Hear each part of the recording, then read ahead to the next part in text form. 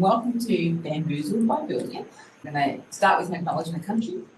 I would like to acknowledge the traditional custodians of the land within our footprint areas. That's the Awabakal, Darkinjung, Wirrapaya, Wildlife, Wonnarua, and Eora nations. And we also pay respect to the wisdom of the elders past, present, and emerging. And I would like to extend this acknowledgement and pay my respects to Aboriginal and Torres Strait Islander peoples here today. And I recognise that First Nations sovereignty was never ceded to this continent, or always was, and always will be Aboriginal land. Okay, now you've got your assignment and you don't know where to begin. We're going to look at that today and see if we can get you all the way from looking at your assignment question to doing a good search using Boolean operators. So I'll kick off really quickly by showing you a really simple question. Examine the impact of renewable energy adoption on employment patterns in Australia. This looks something like what a task might look like. The first thing we have to do is identify the important concepts. So in this case, renewable energy, employment patterns, Australia. And those are the things that we want to search for. We're going to ask our library search in a second to find us articles that talk about these concepts. However, the articles may use different terms and we need to sort of figure that out first. So the real first thing we want to do is grab pen and paper and a cup of tea and jot down other words that might be used for renewable energy or for employment patterns, which are our two concepts that I pulled out. My writing's messy, and it's okay that yours is too. Or you could do this very neatly in a Word document if you're much better than me. So there we go. I've come up with some words. It doesn't mean I have to use them all. It just means I'm thinking about these. Now I have these words. I might notice a few things like employment, employers, employee. They're all really similar. And so Boolean will help us in a second, help us make a single question that we're going to ask the database. And so here we go. If I just treated our library search in databases the way I treat Google, I might just type in renewable energy, solar, organisation, employment. And unfortunately, the databases don't know what to do with that, and you can see I've got minimal results. The bottom example I'm actually using, this is a good Boolean search string, and this is what I want to show you how to do today. So I have renewable energy in these quotation marks, or solar, I've got some brackets, I've got full caps, or and end, question marks, and I've got asterisks.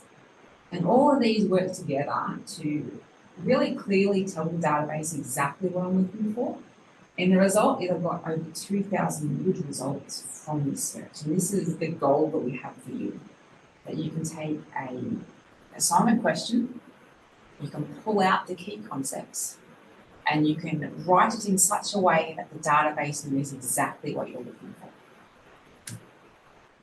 On our library homepage, we have all this information for you under library search tips.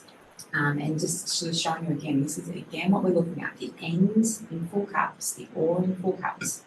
This idea of exact phrases that are in quotation marks. Truncations, that employee has a little asterisk on the end, and I'll talk about that in a second. And a wildcard, which is where I've just sort of whacked a question mark in the middle of a word to replace some letters. Moving on, I'm going to look at straight at the end. So when we use that full caps word at end, we're kind of commanding the database to return results for which both sides of that end are true. So Boolean actually means true or false. So in this case, I'm saying to the database, I would like articles that have the phrase, the exact phrase renewable energy, and they must have the phrase or the word employee. And only return results that have both of these. If it doesn't have renewable energy, I'm not interested. If it doesn't have something to do with employment, I'm not interested. And this is a way to ensure that the articles cover the concepts that I want. Or is a little bit different. Or is a great way to deal with synonyms or words that have the same meaning. And in this case, renewable energy and solar, they kind of mean the same thing. So we're going to command the database again to return an article that has either of these. And when I ask the database to return either of these, I get a lot more results. So this is really good for your words that have the same meaning. You've seen me use the quotation mark multiple times. This quotation mark is an exact phrase. The database will treat that as if it were a whole word. It doesn't try to break it up. It doesn't look for renewables somewhere in the document and energy somewhere else in the document. It cares about spelling. So if I make a spelling mistake inside those quotation marks, it won't fix the spelling for me. You have to get that spelling correct. And it can be a bit problematic if there are multiple ways to sort of spell this. You'll have to do it multiple times. So here are some examples. Renewable energy, communication barrier, net loss, rule of law. The next very cool tool, and I use this truncation symbol all the time. There is rarely a search that I do that I don't use a truncation symbol. And it is used to grab variations of a word. So in this case, employment, employable, employer, employing, they all begin with the letters employ. So I pop that asterisk on the end of it. That's really handy for Australia because it just picks up Australia and Australian. You can see with NURS, I'm going to pick up nurse, nurses, nursing. Democra will pick up democracy, democratisation, and I've spelt both of those incorrectly. That doesn't matter because the truncation would have fixed that for me, so that's great. Same with employee, that's employee, employers, employment, employer.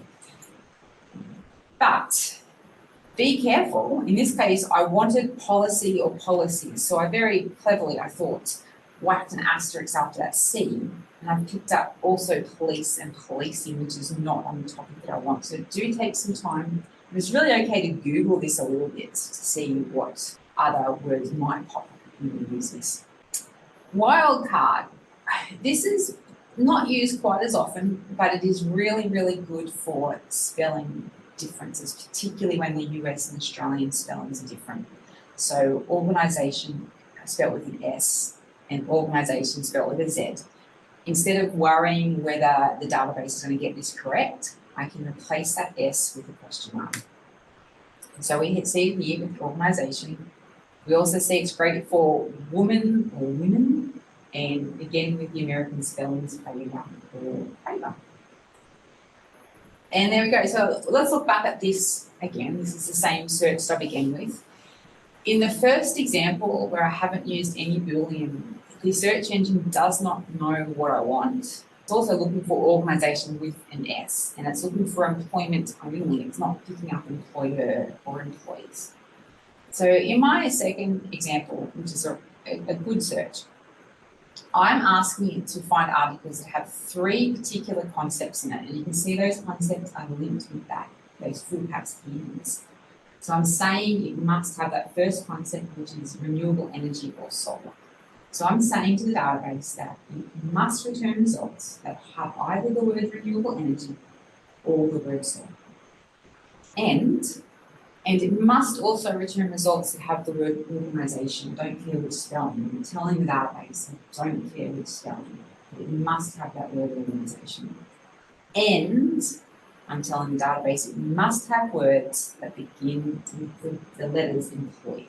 So I know it's going to pick up that full range of employee, employment, employer, employees. And that's sort of the sum of it. All of this is available here on this video, but also on the webpage online for you. Just those symbols right in front of you are all you need to know. If you can master the ends, the ors, the quotation marks, and the truncation in particular, you'll be able to get more than 80 results. You'll be able to get 2,500 results. And that sort of sums it up. Unless we have any questions, then I would suggest if you need more information about this, if you would like to know, where you go to find that information on our webpage, you can visit us at the library, you can chat with us online, or you can book an appointment where I can talk to you about this. I happily talk to you about this a lot more. I have a question. Could you show me how to find those search tips from the library homepage? Oh, fantastic. Okay, so from our library homepage, which is our virtual library, is just as much the library as our physical buildings are. And this is our library search bar where I can type all those fantastic Boolean searches that I just learned. But if I'm in the middle of typing them and I remember I should be using some Boolean search, but I've forgotten all about it, right below the search bar is this search tips. And as soon as you click on it, all of this should look familiar. There it is there. There is the and, the or, and the not, which I haven't talked about, but we'll get good at ends and ors before we touch on nots. We have exact phrases, we have the truncation, and the wildcard all there in front of you. And if you'd like to know more about these, just scroll down. There are my examples, and let's follow these things just to see that actually. Here we go, 18 results. It's not great. And these are all within 5 years of peer reviewed. And then again, here's my adjusted search. There we go. Lovely many results. You know, you can always come into this and just start tinkering as well and see what happens when you jump in here and change these words. There we go. If you're lost and you can't find it all, please come and book an appointment at the library. Come see us.